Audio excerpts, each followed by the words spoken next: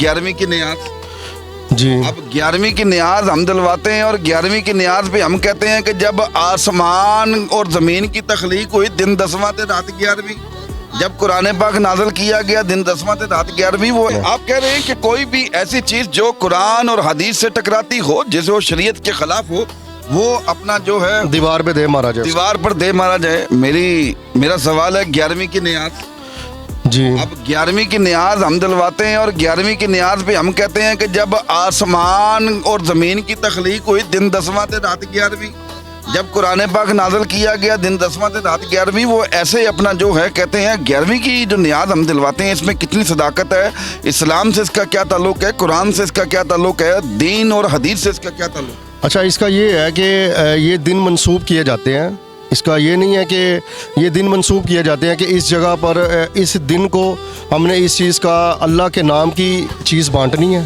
ٹھیک ہے, نیاز اللہ کی ہے. جی نیاز اللہ کی ہے, لیکن منسوب جیسے ہم قربانی کا جانور لاتے ہیں, لیکن ہم کہتے ہیں کہ یار زید نے کی, اس کو منسوب کر دیا گیا. لیکن مقصد ہوتا ہے ایصال ثواب کا. ٹھیک ہے, اور اگر آپ جس طرح پوچھیں نا کہ قرآن اور حدیث اور اس میں کہ ثابت ہے کہ صحابہ نے کیا, تو اللہ کے نبی آپ صلی اللہ علیہ وسلم نے خود ہی عمل کیا. وہ کیسے کیا؟ 11ویں کا نیاز نہیں دلوائی, کہ عمل یہ کیا کہ کھانے کی برکت کے لیے دعا کی جائے. 11ویں کا مطلب یہ ہوتا ہے, نیاز دلانے کا مطلب یہ ہوتا ہے کہ کھانے کی برکت کے لیے دعا کی جائے. تو یہ کھانے کی برکت کے لیے دعا کی جاتی ہے. جس طرح کہ حدیث کا حوالہ دے دیتا ہوں, صحیح بخاری کی حدیث ہے 5381 نمبر, یہ آپ اسکرین شاٹ چلا دیجئے گا, کہ اس میں اللہ کے نبی آپ صلی اللہ علیہ وسلم جب ابو طلحہ رضی اللہ تعالیٰ عنہ نے ان کی گھر دعوت کی, تو آپ کے ساتھ کچھ صحابہ بھی تھے.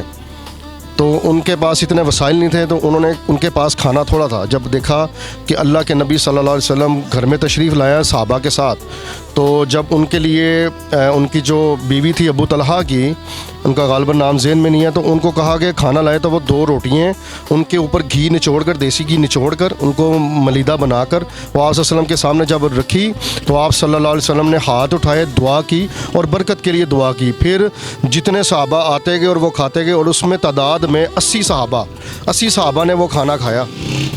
یہ برکت کی دعا کی جاتی ہے. 11ویں کا مقصد یہ ہے, یہ احادیث سے ثابت ہے.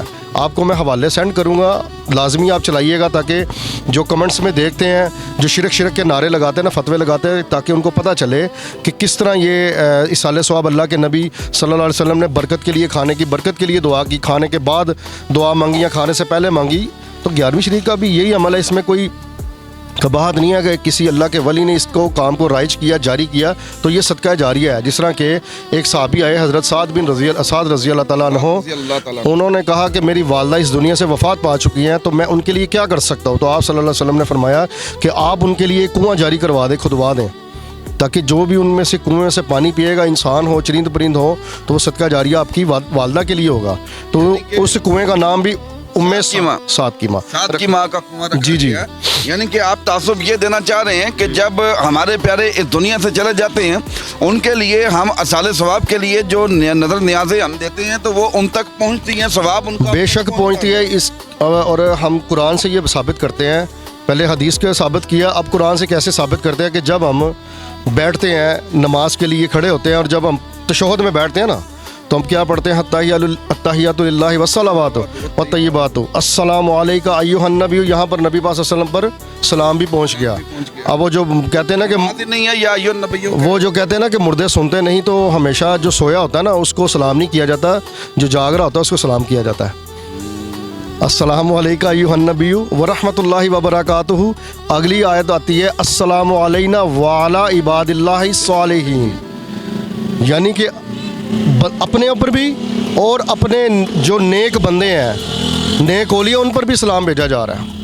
اس کا ترجمہ پڑھیں. اور اللہ پاک قرآن پاک میں باقاعدہ فرما رہے ہیں کہ میں اور میرے فرشتہ نبی کریم صلی اللہ علیہ وسلم پر اپنا سلام درود و سلام بھیج. درود و سلام تو ہو گیا نا, لیکن جو سلام بھیجا جا رہا ہے اور زندہ پر بھیجا جا رہا ہے کہ السلام علینا وعلی عباد اللہ الصالحین.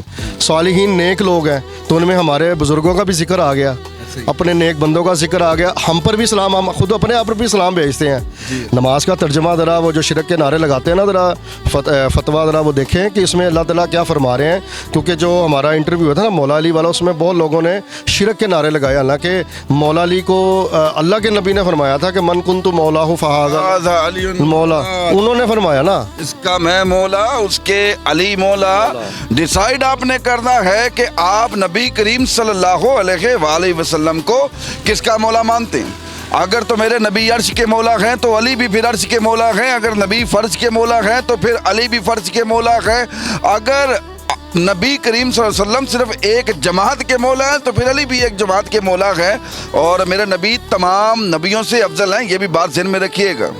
और यहाँ पर आप कहना ये चाह रहे हैं कि जिस तरह हम कुर्बानी देते हैं बकरा ईद पर, और उसको हम कह देते हैं कि यार फलां ने कुर्बानी दी, फलां ने कुर्बानी दी, 11वीं की नियाज भी सेम एज इट इसी तरह ही है। नियाज अल्लाह के लिए बिल्कुल है और अल्लाह बेनियाज और है। आप सल्लल्लाहु अलैहि वसल्लम ने अपनी बीवियों की तरफ से भी कुर्बानी की। एक गाय आपकी बारगाह में लाई गई, उसका गोश्त लाया गया, तो आप सल्लल्लाहु अलैहि वसल्लम ने ये अम्मा आयशा सिद्दीक़ा रज़ी अल्लाह ताला अन्हा इसकी बात की रावी हैं कि आप सल्लल्लाहु अलैहि वसल्लम ने अपनी बीवियों की तरफ से भी ये कुर्बानी की, मंसूब किया, उनकी तरफ से भी की। तो फिर लोगों को तकलीफ़ क्या है? अगर कोई किसी को खाना खिला रहा है, उसका किसी का पेट भर रहा है, तो ये तो खलीलुल्लाह की सुन्नत है, हज़रत इब्राहीम अलैहिस्सलाम की सुन्नत है। बेशक बेशक बेशक ये उस पर अमल किया जा रहा है, इसमें कौन सी कबाहत है?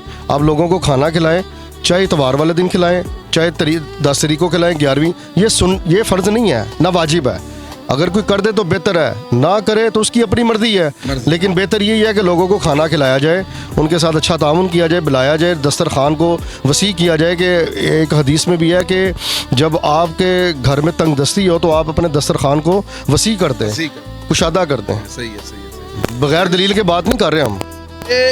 यानी कि नियाज अल्लाह के लिए है और अल्लाह बेनियाज है। यानी कि ये जो हम नियाज बांटते हैं, ये जो हम लंगर तकसीम करते हैं, ये हम अपने फ़ायदे के लिए करते हैं कि अल्लाह ने फरमा दिया कि मेरी राह में 1 रुपया खर्च कर, मैं तुझे 10 रुपये दूंगा। अपने दस्तरखान को वसी करने के लिए, अपने फ़ायदे के लिए जो है अहले इस्लाम जो है, अहले सुन्नत जमात के जो भाई हैं, वो अपना जो है ये इन चीज़ों का एहतमाम करते हैं। इल्म गैब जी जी